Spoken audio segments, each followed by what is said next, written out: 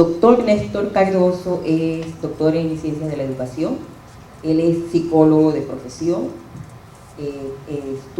trabaja en la Universidad de Tolima, él es de Ibagué, y creo que siempre cuando viene también nos presenta a su Ibagué querido.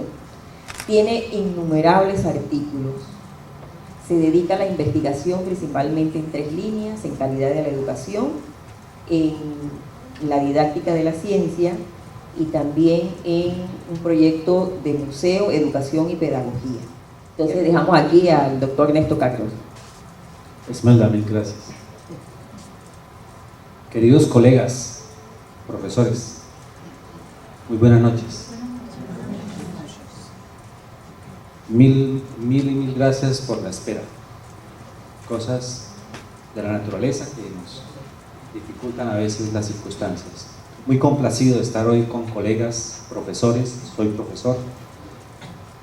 Esmeralda me ha presentado como psicólogo, como investigador, pero me siento más como profesor. Trabajo con estudiantes que se están formando para ser maestros en Colombia, maestros de secundaria. Hago investigación en enseñanza de las ciencias, tenemos algunos adelantos ya sobre ese tema, y algo de eso, un poco de eso es que queremos compartir con ustedes. No sin antes agradecer a las personas que hacen posible que podamos conversar. En primera instancia, CENACYT, la entidad encargada de facilitar estos procesos de formación docente, formación permanente de maestros. En especial a Marisa Montesano de Talavera, a Esmeralda y todo el equipo colaborador que ellos tienen a su cargo, con quienes ha sido posible establecer el vínculo y poder compartir con ustedes. Yo el año anterior ya había estado acá, había tenido oportunidad de conversar también y de conocer un poco la vida de los maestros en Panamá. Una pregunta muy sencilla para entrar en tema. ¿Qué preguntas le hacen ustedes al sistema educativo? Para este caso, al sistema educativo panameño. ¿Qué preguntas le hacen ustedes a la educación? Alguien que quiera, que se le ocurra algo ahorita. ¿Qué preguntas le hacen ustedes al sistema educativo? A la educación, en general, pero en particular de Panamá.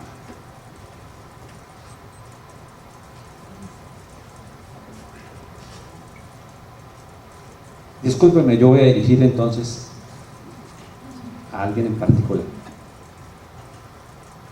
Bueno, en estos momentos la educación panameña está sufriendo, más que sufriendo, hay unos cambios en cuanto a transformación se refiere, y estamos tratando de ponernos todos a tono. El Ministerio de Educación nos está capacitando para tal fin, así que de allí surgen cualquier cantidad de Una que sea su preocupación permanente cuando usted está en el colegio, en su institución educativa, esas preguntas con las cuales uno llega a la casa, cuando va en el camino, cuando llega a la casa, dice, carambas, cada tal cosa. ¿Cuál sería esa pregunta suya?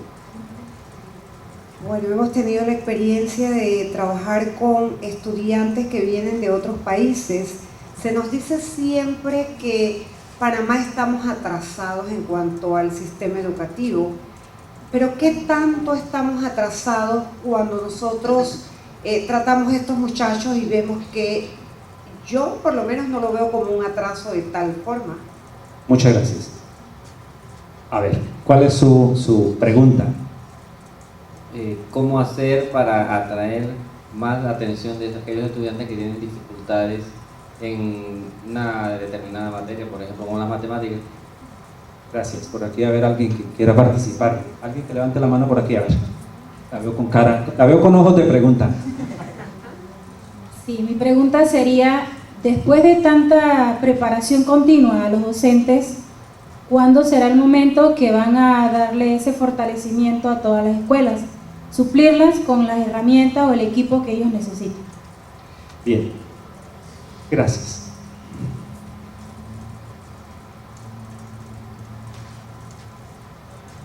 Esas son las preguntas de todos nosotros,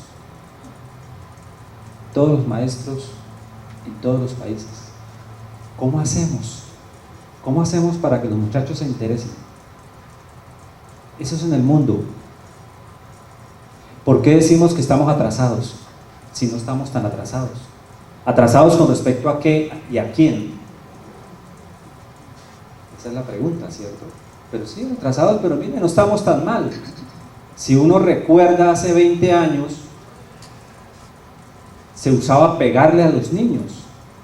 Muchos de nosotros recibimos castigo, nos tocó colocar la mano porque no nos sabíamos las tablas. Hoy en día eso, cuidado, eso ya es castigado por la ley.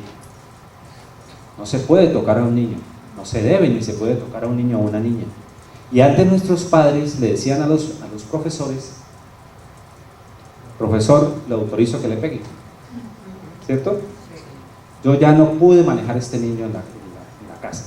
Usted por favor haga lo que pueda porque yo ya no puedo. Los padres renunciaban a su condición de padres, de orientadores, y entonces delegaban en la escuela. Hoy ya no podemos delegar los padres en la escuela las tareas nuestras. No podemos renunciar a eso. Nos toca asumir el papel. Antes era la escuela. Entonces esa es la pregunta que se hace todo el mundo. ¿Atrasados con respecto a qué? Pues sí, hemos avanzado. Hace 20 años se castigaba a los niños en la escuela y en la casa también se pegaba. Hoy en día eso está prohibido. En todos los países, bueno, digamos, países medianamente democráticos y que entendemos un poco la democracia y que han logrado entender que la educación no puede ser con castigo. Entonces, ¿retrasados con respecto a qué? Si vamos a mirar, por ejemplo, pruebas PISA, de lo cual voy a hacer una mención ahorita más adelante, ¿estamos atrasados? Sí. Vi los resultados de Panamá en el 2009. Lamentable, ¿cierto? Nosotros también, no vamos a decir que no. Mal, salimos mal. Como somos más o menos parte de lo mismo, somos latinoamericanos, somos vecinos, tenemos una historia muy similar, somos hermanos como países. Resulta que en ese estudio todo el mundo está preocupado. ¿Qué hacemos para mejorar en las pruebas de estado? Cuando uno mira las pruebas no de estado, dije mal, las pruebas PISA. Cuando uno mira las pruebas PISA, mucha gente dice, pero claro, ¿cómo nos vamos a comparar con los suizos, los de Dinamarca? ¿Cómo nos van a comparar esos países tan avanzados con nosotros que somos países subdesarrollados? Pero cuando uno mira las preguntas, voy a ver si alcanzo a mostrar algunas preguntas para que debatamos más sobre eso, el tiempo es corto.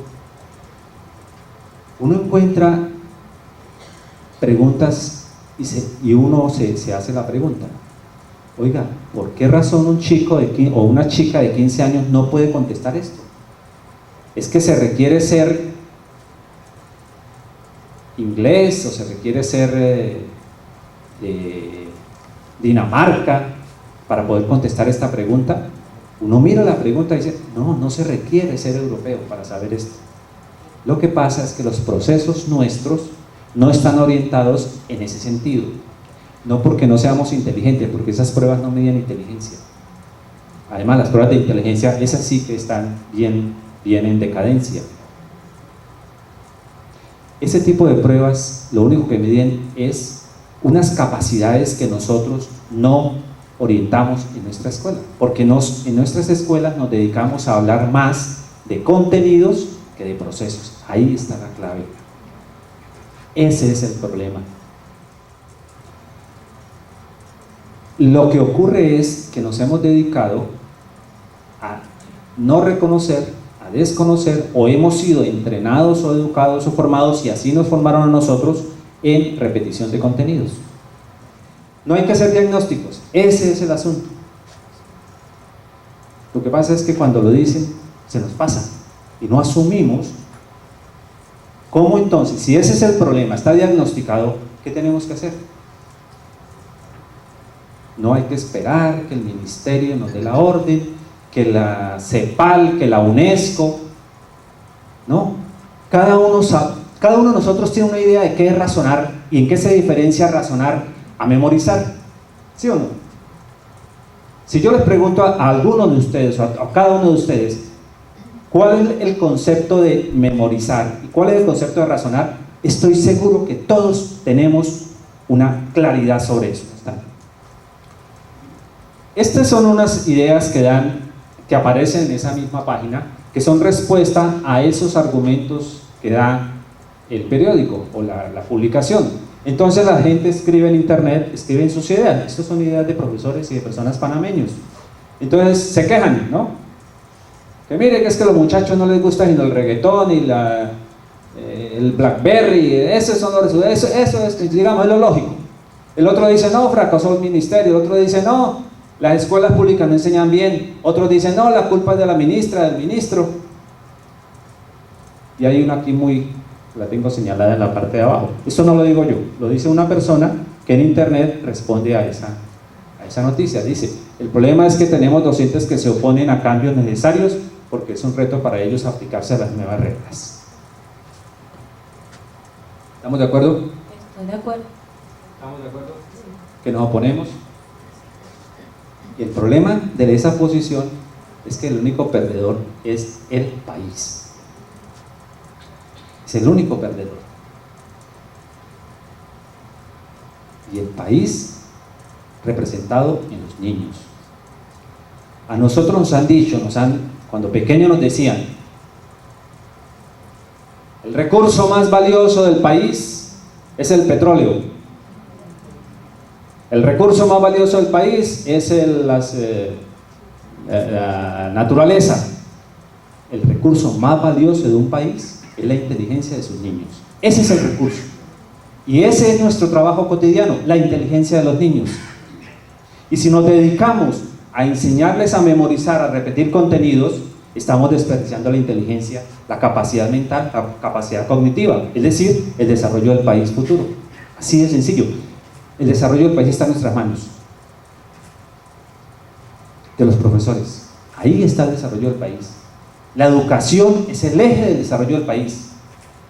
Puede haber bancos que ganen miles y millones de pesos semestralmente, las ganancias, los balances que salen anualmente, que el banco tal ganó tanto, que el otro banco ganó, que la empresa tal, las 10 más grandes empresas del país.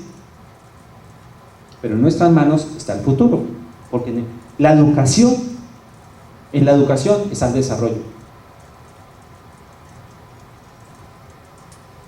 Y nosotros somos educadores, está en nuestras manos, mejor dicho.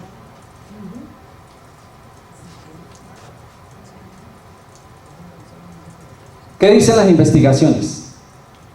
Esto es lo que dice así, un periódico y una visión de una persona cualquiera. Pero como también hay estudios serios que se han realizado, quiero citar uno aquí, del cual yo también hice parte en Colombia. Aquí estuvo la doctora Montesano trabajando en Panamá, unas personas estuvimos en Colombia y así estuvimos trabajando en 7 países de Iberoamérica.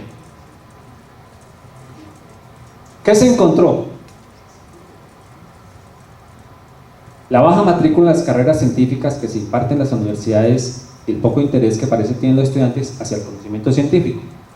Los profesores muestran globalmente ideas poco adecuadas. Las áreas de modelo científico y el método científico son los más débiles. Las mujeres profesoras de ciencias exhiben actitudes mejores que los hombres. Por favor, vayan a sus instituciones y reclamen eso. Oye, las damas tienen derecho a hacer valer este concepto, porque lo hemos encontrado no solamente en Panamá, sino que lo encontramos también en otros países. Y también encontramos lo siguiente, que los profesores de ciencias sociales y los profesores de humanidades tienen concepciones más adecuadas, es decir, más actualizadas. Extrañense, sorpréndanse, que los profesores de ciencias. ¿Hablando de qué? Hablando de las ciencias. Grave. Ustedes dirán, pero ¿cómo así? ¿Cómo así que un profesor de física y química sabe menos que un profesor de literatura, o un profesor de geografía o de historia? Pues como no estamos hablando de contenidos, como no estamos hablando de los conceptos, porque sin duda un profesor de física sabe más de física que un profesor de literatura, ahí sí no lo vamos a rebatir. Pero en los aspectos de tipo epistemológico, la concepción moderna de ciencia la tiene más actualizada un profesor de ciencias sociales que un profesor de física, química o matemáticas.